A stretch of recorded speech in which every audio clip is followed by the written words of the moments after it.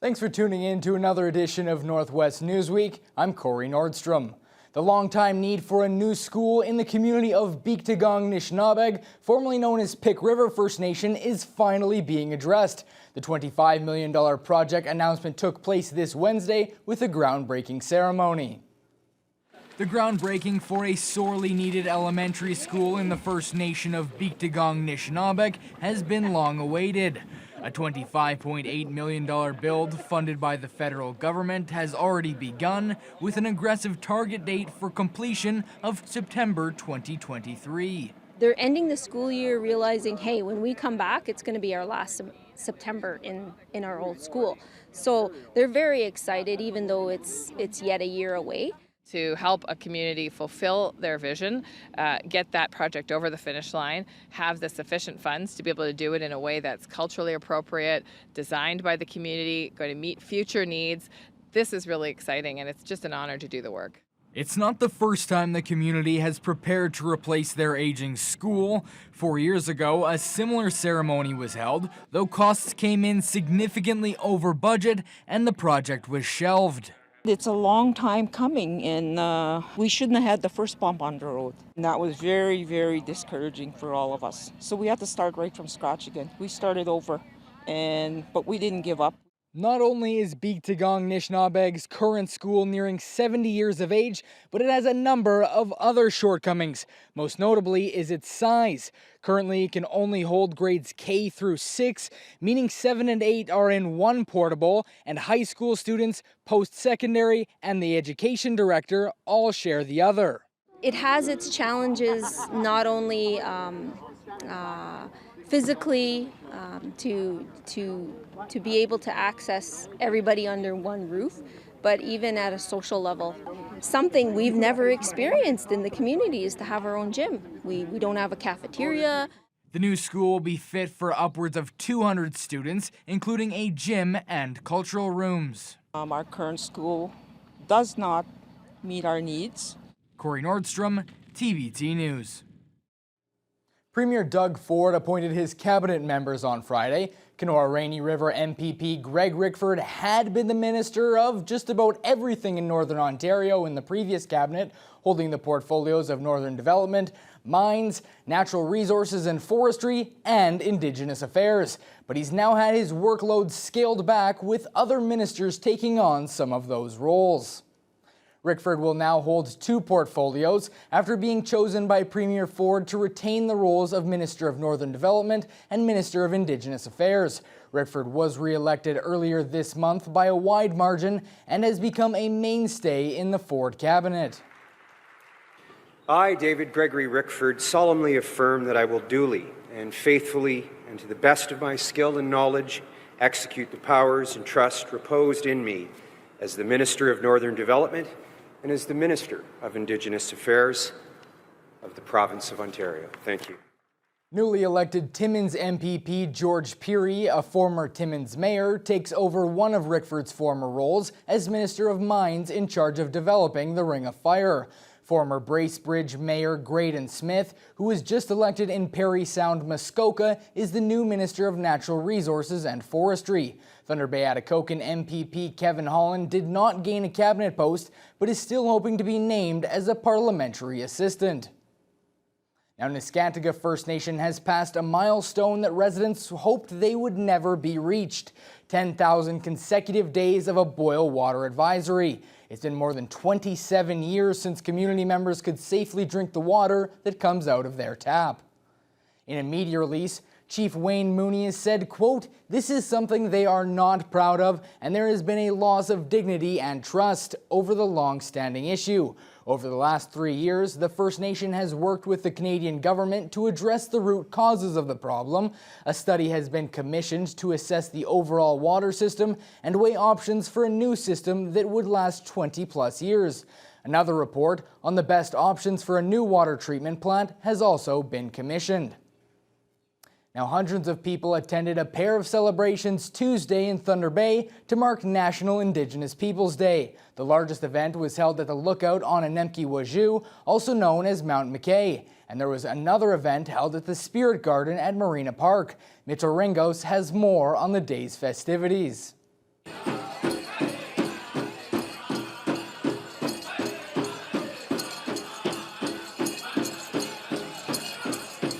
National Indigenous Peoples Day was originally celebrated in 1996 and is meant to honor and recognize First Nations, Inuit, and Métis cultures. And with the festivities being put on hold the last few years due to the pandemic, Fort William First Nation Chief Peter Collins says it is so imperative to get together in celebration of such an important day for this part of the region.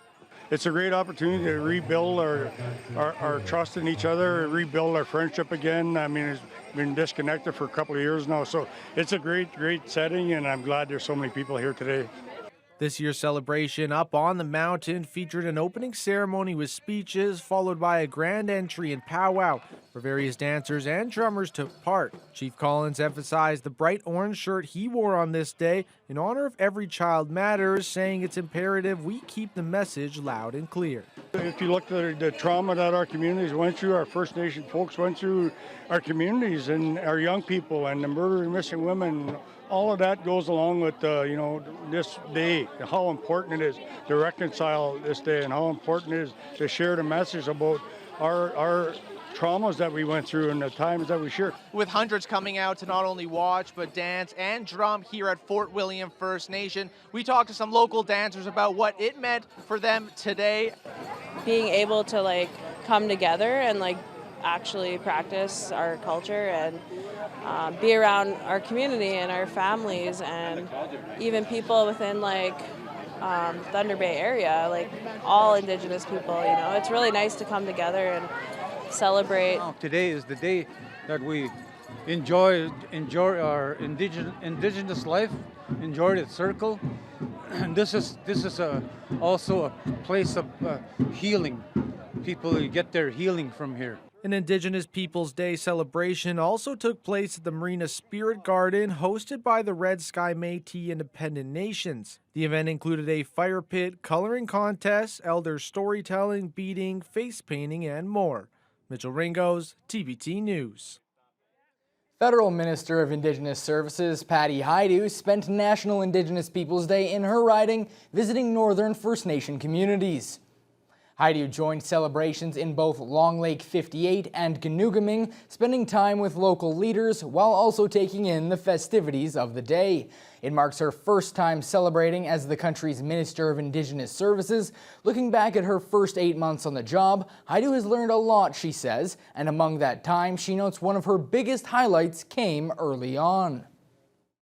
When we were able to sit down with parties that were litigating, suing the government essentially for inequitable treatment of Indigenous children and families through a child welfare system that financially and many other ways discriminated against children and families who were Indigenous and on reserve, and we reached the agreement in principle on compensation and transforming of the child welfare system. That's been really fulfilling. Hundreds of nuke pucks are now floating through the Turtle River, English Wabigoon River systems. The activist group called We the Nuclear Free North released the cedar discs hand-painted with red and black nuclear symbols near the proposed site of a nuclear waste repository.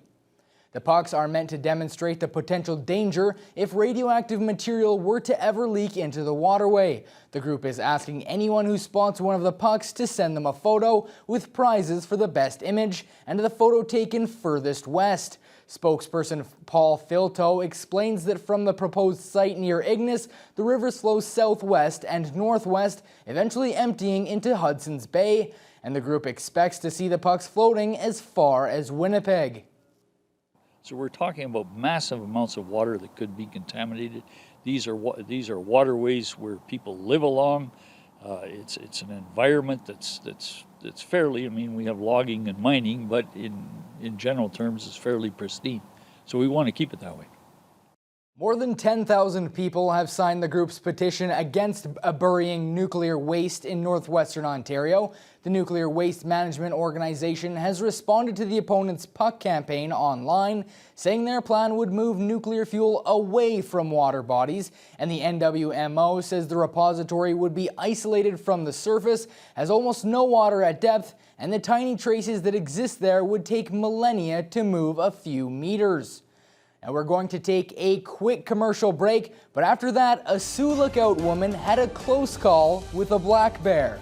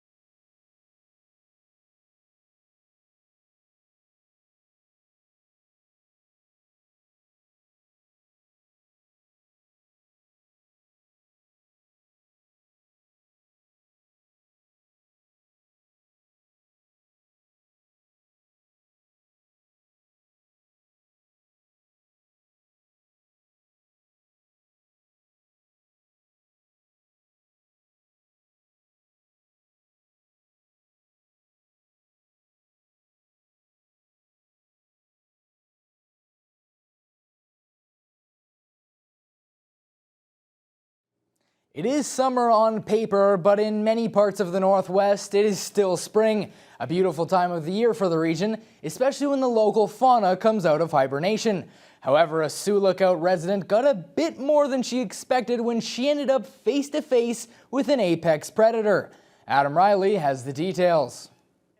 Like, as soon as I slowed my car down, he just got up and walked over to my car, and I was like, oh, this is happening. It's an encounter Sioux Lookout resident Vicki Jacobson will never forget. A black bear inches from her face with just a car window separating the two. Jacobson says she travels along Highway 72 a lot, and in her past encounters with bears, they tend to run off into the bush before she can get out her camera.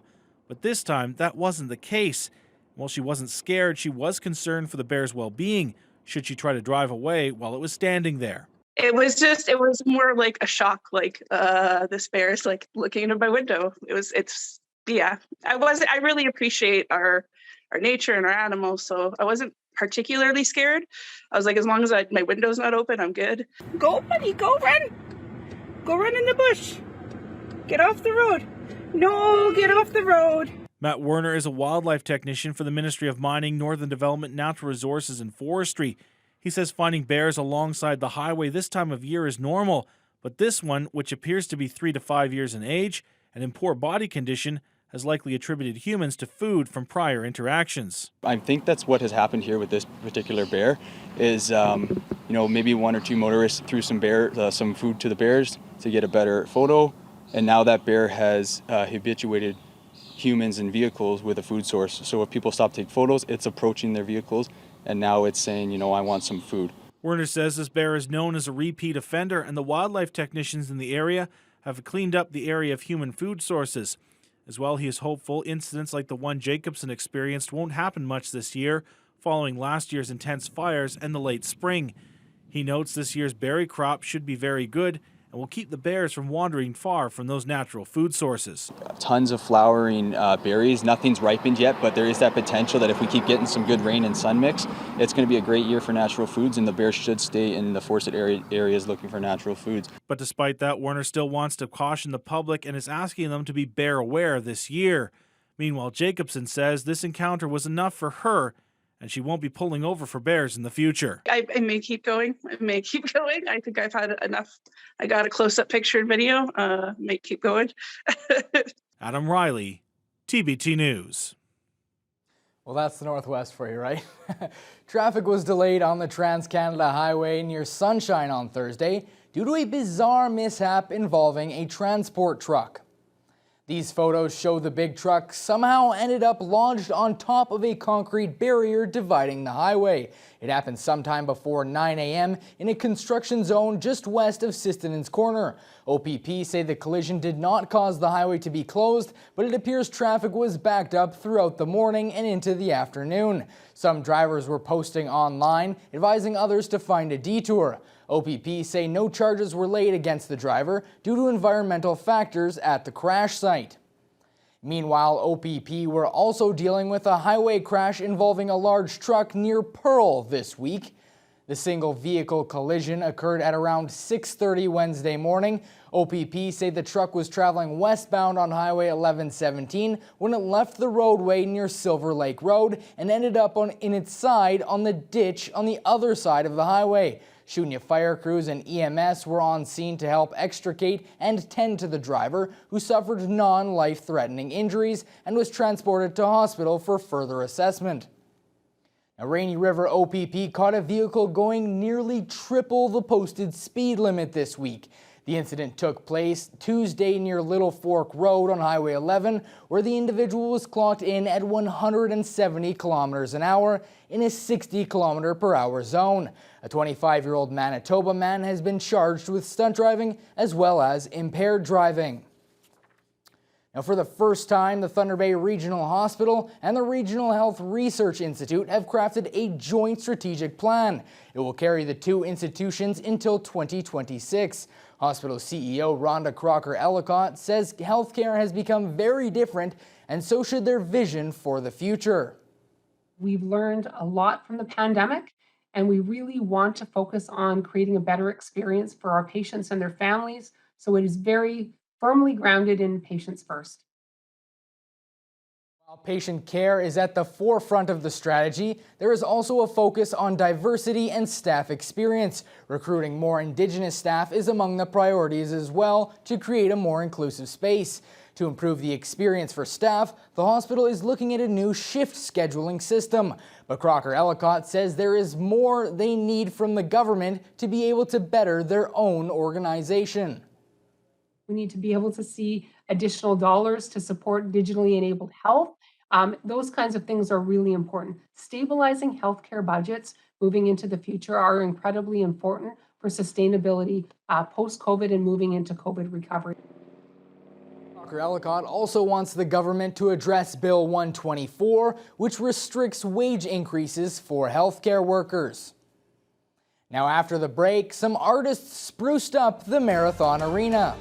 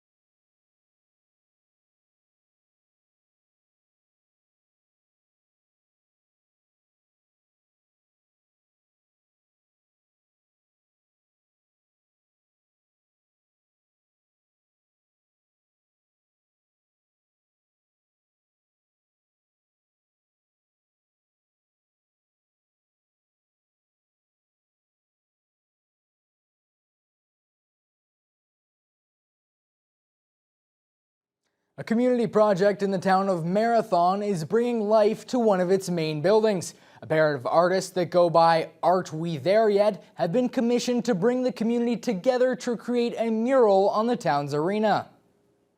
The Marathon Arena is in the midst of a makeover. The duo known as Art We There Yet is guiding locals through the creation of a mural sponsored by Barrick Gold.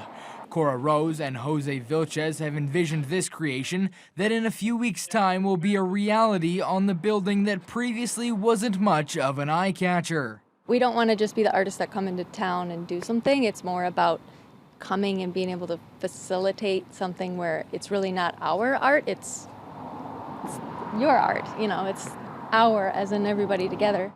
On the first day the project was ready for volunteers, about a dozen people showed up of all ages and skill levels ready to get to work and play a part in something the entire town will see for years to come. I'm probably going to tell everyone, oh, I painted this triangle and just point out all the spots I painted. It's awesome. I love it. Born and raised in Marathon, I have driven down the street many times to the Brown Building, so already coming in, seeing some color on the walls as you're coming down Peninsula is already a game changer. We're super excited, and I think the community of all ages is just going to love it. The mural in Marathon is a part of a nearly decade-long goal of traveling the Americas, bringing art to smaller communities. Vilches does the designs and explains what he had in mind for this work of art. The inspiration for the mural is a mixture of the celebration of the landscape and also the cultural heritage of this area. So the design has the element of the 7 teachings and a very abstracted depiction of the landscape of around the Marathon. The project was initially planned to take 3 weeks to complete, but inclement weather is likely to add a few more weeks until the mural is finished. Corey Nordstrom, TBT News. The decision to demolish the former DH Foods Mall in Marathon is paying off as construction of a second business on the site continues. The mall was closed in 2018 after the town seized it due to almost $500,000 in back taxes being owed to the community. The property was declared surplus and demolition at a cost of $300,000, which was incurred by the town. Took place in March of last year. Several months later, it was confirmed a Tim Hortons would be the first business to be built on the site, and now months after that, a new Travelodge is currently in the midst of construction. Marathon Mayor Rick Dumas says the town has made back money in the property sales and believes the site isn't done giving back just yet. But now it's enhancing the area, and this is first phase of the Travelodge, which is about 19 or so rooms, and directly in behind the Tim Hortons, which has been fully developed as we spoke about in the past. So the second phase will be on the left side of the Tim Hortons property as well, and adjacent to the arena. So yeah, we're very excited about that. Hopefully that'll be up and running. They wanted to have it running this summer, so the progress is very well in full steam.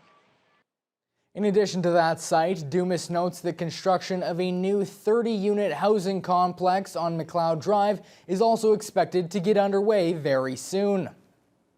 Now, women are dramatically underrepresented in the trades, and for 2 Lakehead University students, the problem and the solutions start in high school. The duo have just launched a summer program aimed at making carpentry fun and accessible for teenage girls. Lee Noonan has more.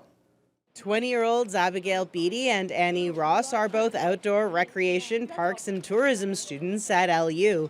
And they're also the co-founders of BOSS, which stands for Builders on Superior Shores. It all started with a school assignment to design a program for an organization, whether real or made up. My partner Abby and I, we decided to make it for a real organization, and they liked it so much that they asked us to implement it this summer. The organization in question is Canadian Lighthouses of Lake Superior. The BOSS program will take girls aged 14 to 18 out to Porphyry Island for 5 days of camping, workshops, and volunteering, where they'll learn some basic carpentry and help with maintenance around the historic lighthouse. We'll get to learn how to use the saws, learn how to build a picnic table. So by the end of it, our hopes is that they can go do it on their own. They'll learn how to use the drills, what a level is if they don't know. Beatty and Ross each trace the motivation for their program back to negative experiences in high school shop class. You know, it was mainly boys in the class, and that was daunting for me. And oftentimes I was just told to let the boys deal with the big tools and that I could sweep up after. They hope that by creating a positive environment, they can empower girls to get into the trades.